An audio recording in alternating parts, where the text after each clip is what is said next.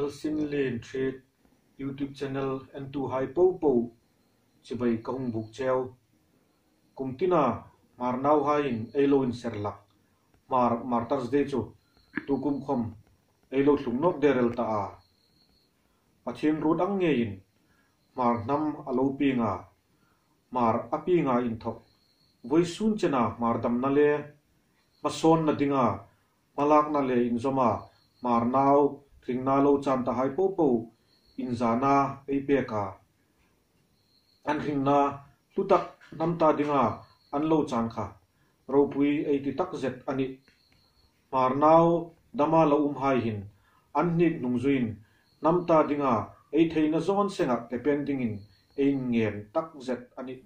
marin pu Assam hil jon ngin martar de chibai kumdang angin me nisom paruk sang ni som ni pakat hi covid thipui lein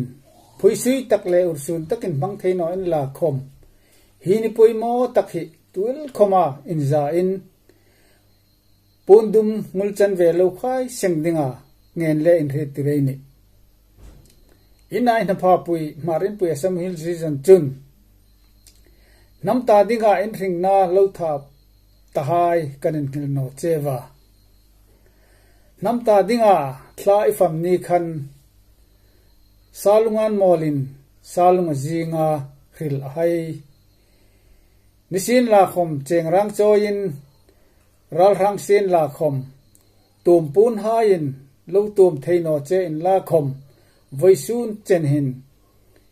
in thingna in thap na le khan kanin hil no chewa in sul nung thulin thei top so in kan hun hai kan hung manga chulin nang ni khom ringna in lo thap na hai zarin ing tikamani khol hung war nge ti he kanin ham na le kan be seina ni chulin in ai na pha pui marin pui Assam hil season chun voisu na hi ni pui mo tak mang tu hai po po dit sak na le mal som na chang seng dingin chibai kan hung buk cheu kalomi musatagen hi YouTube lo clear tu hai po po ma matar chibai kan buk che chum nama ka sin tho pu hai nam pasal tha hai po po voisun hin reng in chibai ka buk bok cheu e reseng ta gen hi me ni som pa tu ma pra de ti nen bu ka nam ta dinga ram edit nalaya suldingin chong chun ringna lu tak khai an lon chana chule chun tuta dama me khai hin tuta tuma ai ma ta delem chu son ni le antuka mitinin an sung le ko hai ta dingin minute khat be tong trai na ni bek sengin la nu mu ma chun tuta dama lo hai nam ta dinga sin tho hai po po kum mi khat bek tong trai na sam sing ding ka feel bok cheu ma nam dam ring ro se Asaam Hmar Martyr de hi sakna chibai kahung buk cheo tu kum khom ni kumang bokin Hmar Martyr de ursun takin ei se theino ni khoma mar pasal tha namta dinga famlo chanta hai po po fetching na dinga me ni som par Hmar Martyr de ei manglak hian tuang khoma lungril taka lon se dinin ngai na takin kahung feel chewani kalome ramle namta dinga martyr lo chang hai shri jing na dingin Hmar Martyr's Day ti in May ni som parukhin ein ser laka tu kum sang hi le som li pakhathi COVID-19 ripui lein ei mang thei no ding hi poi 80 tak setani Martyr's Day ein ser na hin namin thurol na subzol sin la ei no ma Hmar Women Association Assam Hills region in ditsakna anlan cheu ani untin ramtil na Martyr's Day me ni som par mang tu ding hai po po ditsakna chibai HPCD Harangajao block nen kong buk chewa mar pasal thani Hmar Martyr's Day tia ko anni hai nan phut khom ni der lo mar namin mar pasal thani tia mangdinga lo tu kum pandemic COVID-19 lein du tu samang takin ei mang thei no ding ani tie ang thei den poi ti tak zet ami rok chu ei na hun senga ei ta dinga fam lo chang ta hai ma nam ta dinga fam lo chang ta hai po po in za na hi ei lung le hin ping thar nan nok sin la ei dan ei che dan hai hin Hmar Martyrs ei ta dinga lo fam ta hai po po ta ding hin ei lung le hin atharin hungin sing thar nok sin la ei lai na hai atharin hung zol sin la ei ang no ma chun an sum le ko le lai na tu hai po po voi sun na Martyrs Day ei mang na ding ne hin hlamom na thar pathinin pesin la ei ang nom sa ba ko ni Martyrs Day ei ang mang na ding hin ko ran le khotlang le vedam dang ni mal che khom ni in la ei mang na ding hin ra thatak ma nam pasal tha hai thi sen le in mung ra dok sin la ko ran le khotlang le panam thila hai boilo in mag nam ta ding in rin singin chung chun ei ram ta ding in lung lu ro pui ta ka lung ra dok thei na ding le a tu ta tham tharai ta ding a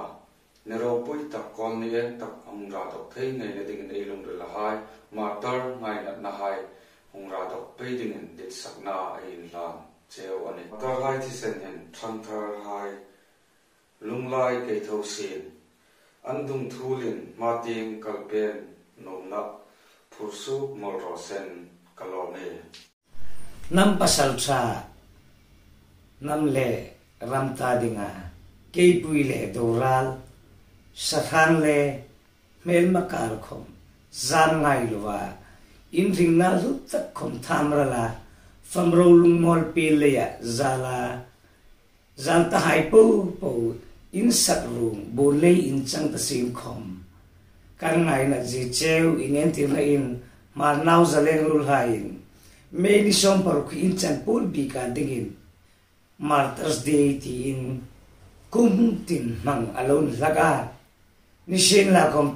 ni kuma in thok in Ropui in leng vel COVID-19 lein ti ang le du thu samen mang thei no in la khom in sak room le in meng hai hi thamral dingin kan phal noa thamral no bukati ti hi ke ni Mahur HPCD president Thangzahlun Sanate hin kong riluma chun Ropui lengvel in mang thei no in la khom thei top su in hun lo hung dinga haya Martyrs Day hi kum tin pui thu takin mang zing ni ngati ti le hung tlung ding Martyrs Day ni som paru khovel pum puya mar hun tina mang tu hai po po in hoi tak le phur taka mang ding in dit sakna chibai vo chum kan buk che wane mar dam sin HPC dam zing ro se kalo me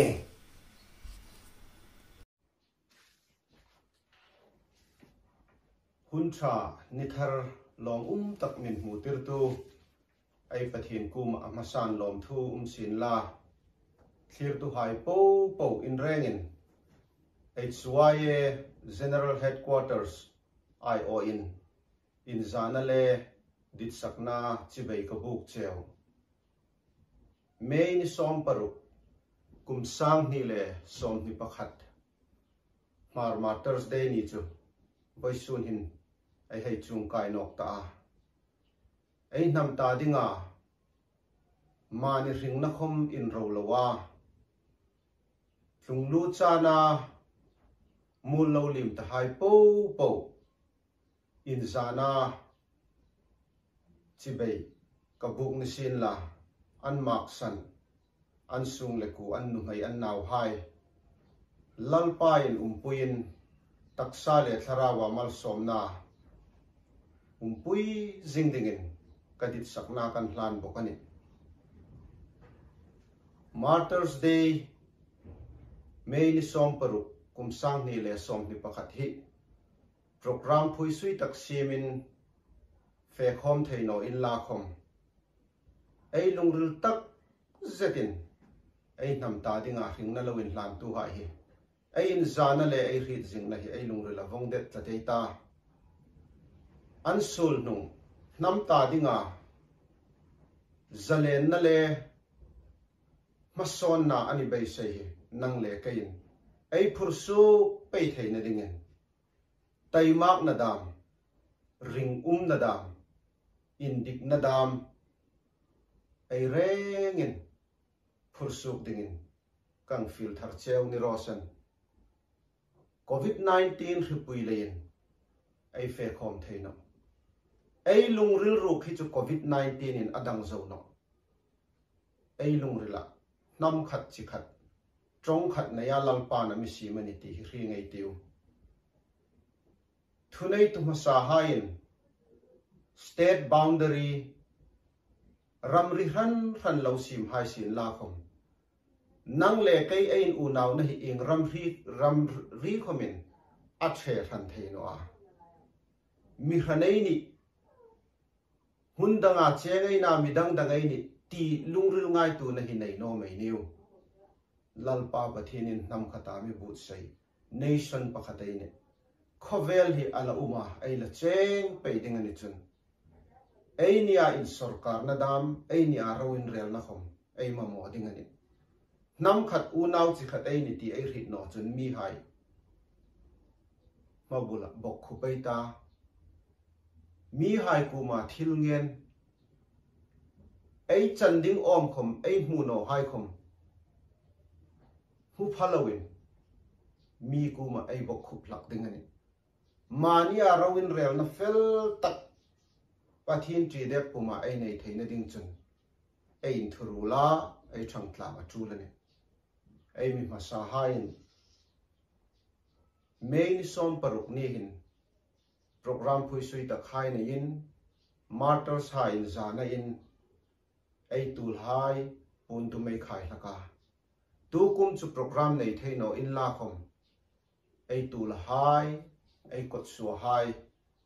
ai nam ta dinga sing na lowin hlan hai ai ri jing na le ai zana in enter na dingin pun dum khai seng dingin atharin kang fil cheu ni sin la chun ma ting pa ya ai nam ta dinga kalai pen na hin nang kei ti hi no sin la nang ni pol kei ni pol ti hi ngai no ro sen ai madom na dinga ai malak na dinga pol bing chi ran ai na hin asin tul dan ni sirin ing pol a khom khan nang le kei ai kop sa vong ai thang sa vong ne chun ai nam ta dinga ma ai lak na ding hrim mi tho ding rel ngai no mai niu mi pek form ding bituk sim ngai no mai niu manin tho masa ta kai ta ai tho ngam ding char rel ai tiu sum le pun nam ta dinga pek suk atul ani khoma mi pek ding rel no mai ni manin tho masa tak ding ken ka tho masa tak ding ani ti char he ai u na phai ku ma phut ngam lak kai tiu lalpan pui sin la mar nam dam jing ro sen kalomi